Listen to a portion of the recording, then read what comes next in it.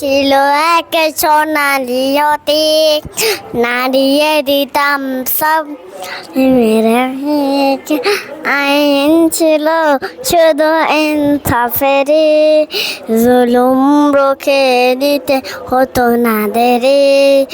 আমাদের সতীক হাইরে গেছে, মাজলুম আজ তাই কেড়ে মারে। হাইরেছি যা তাকে পাবো ফিরে, তুমি না জাগলে তাকে ফেরাবে কে? এসবাবে তাই কিস এজব ও জেগে ওঠো, হা